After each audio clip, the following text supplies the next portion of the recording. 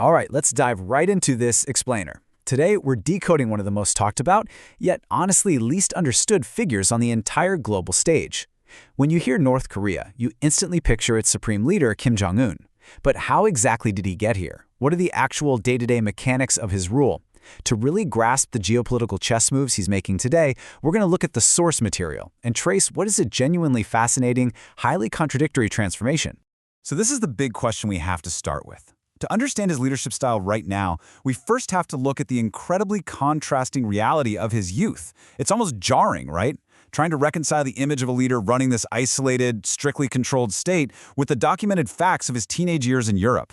But it's a huge reminder that leaders are heavily shaped by their environments. Understanding those formative years gives us a vital window into how he makes decisions today. Let's look at where it all started. Picture this. From August 1998 all the way to the fall of 2000, the future leader was secretly living in Europe. He attended a totally normal public school in Switzerland, registered under the fake name Pak Voon, and posed as the son of an embassy employee. He was literally hiding in plain sight. His former headmaster described him as a pretty well-integrated kid, even though his grades and attendance were, well, reportedly not great. He navigated the halls chaperoned by an older student who was almost certainly his bodyguard, just learning the ropes of a completely different world, surrounded by European peers who had absolutely no idea who he really was. And his classmates remember a shy teenager whose biggest obsessions were deeply, deeply rooted in American pop culture. We're talking about a kid entirely focused on the NBA. Friends recalled him spending hours doing these meticulous pencil drawings of Michael Jordan. He was a normal teenager who loved computer games, Kobe Bryant, and Jackie Chan action movies. This is a crucial takeaway for us. His childhood was completely steeped in Western consumer culture. It's a remarkable detail that makes his eventual rise to lead a fiercely anti-Western regime so compelling. I mean, how does someone go from idolizing the Chicago Bulls to viewing the West as an existential threat? Okay, let's move into part one, an unexpected succession, from the shadows to the spotlight. So, how did we actually get from a quiet student to an absolute ruler? Well, for a long time, Kim Jong Un was not the expected heir. That role belonged to his older brother, Kim Jong Nam. But in 2001, this highly publicized incident completely changed history. Jong Nam was caught attempting to enter Japan using a forged passport. And get this, it was reportedly to visit Tokyo Disneyland.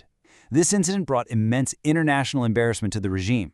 With the eldest son abruptly sidelined, the whole succession plan was thrown into chaos, and the spotlight suddenly shifted right onto the younger brother.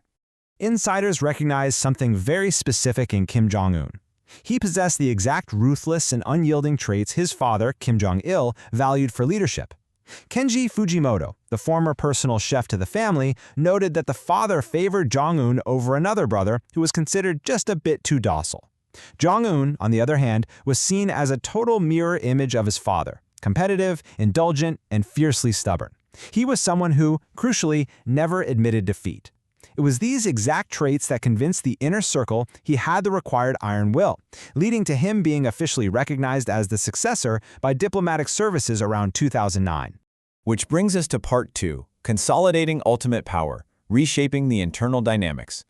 When his father passed away in December 2011, a lot of analysts predicted that a young, inexperienced Kim Jong-un would need a regent to help him govern. Well, they were wrong.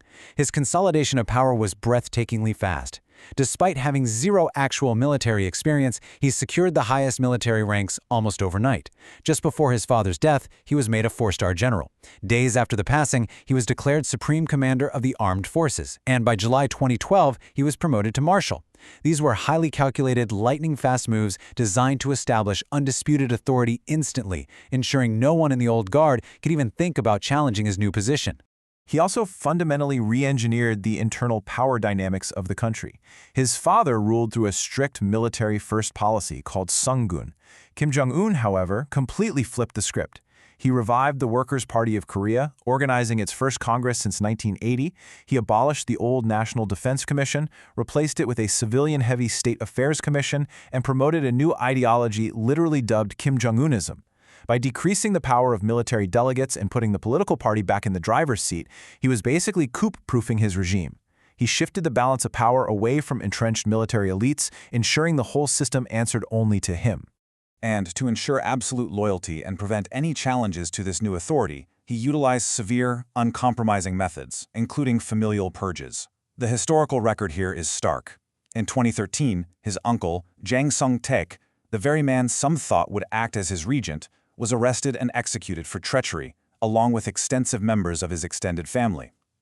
Later, in 2017, his half-brother, Kim Jong Un, was killed by suspected North Korean agents in Malaysia. He made it perfectly, brutally clear to the elite and the rest of the world. There were absolutely no untouchables within his regime. All right, Part 3, the Byungjin economic line, balancing nukes and the economy. Having secured total control, he really needed a defining domestic strategy. So he introduced the Byungjin line in 2013. This concept is absolutely vital for us to grasp because it dictates every major decision he makes today. It's a dual-track approach. Aggressively pursue nuclear armament to guarantee state survival, while simultaneously attempting to stimulate domestic economic growth. For the average citizen, this was effectively a grand promise. He was telling them that they could achieve both impenetrable national security and newfound domestic prosperity at the exact same time. To address the economic half of Byungjin, he introduced reforms to give enterprises a bit more autonomy and incentivize labor. And remember that teenager who loved pop culture? We kind of see his influence here. He pushed for a new consumer culture, overseeing the construction of amusement parks, a dolphinarium, a luxury ski resort, and heavily promoting cosmetics and domestic entertainment. Pyongyang saw this massive architectural boom. It was a highly orchestrated effort to project an image of a modern, prosperous state to his people, actively attempting to ease domestic hardships and improve living standards, all while strictly maintaining the state's iron grip on daily life. Now let's look at Part 4, Global Tensions and Diplomacy, the nuclear accelerant. So while the economy was one half of his strategy, the nuclear program is what truly forced him onto the global stage. 226. That is a staggering number. That represents the total number of missile tests North Korea conducted by 2023 under his rule. To put that into perspective, that massively outpaces the combined tests of his father and grandfather. Where his predecessors used missile tests sparingly, almost like strategic bargaining chips, Kim Jong Un normalized them. He accelerated the program at a breakneck pace, driven by the publicly stated belief that a nuclear arsenal is the ultimate non-negotiable guarantee of his government's survival, completely regardless of the international blowback. This rapid escalation led directly to the intense global crisis we saw in 2017. In just a couple of years, the regime went from testing standard nuclear devices to launching the Hwasong-14 and 15. These were intercontinental ballistic missiles theoretically capable of striking the United States mainland. This direct threat completely altered the geopolitical landscape and triggered severe United Nations sanctions. But strategically, it gave him exactly what he wanted. He wasn't just posturing anymore. He was building ultimate global leverage. And he immediately utilized that nuclear leverage. Through 2018 and 2019, he secured unprecedented face-to-face meetings with world leaders, shifting his image practically overnight from this isolated autocrat to a negotiating diplomat. He sat down with the leaders of China, South Korea, and the United States. He was treated as a legitimate head of state at the negotiating table, offering this brief moment of hope for global de-escalation. However, despite the historic handshakes and a brief thaw in relations, these summits ultimately collapsed without achieving actual nuclear disarmament or Korean unification.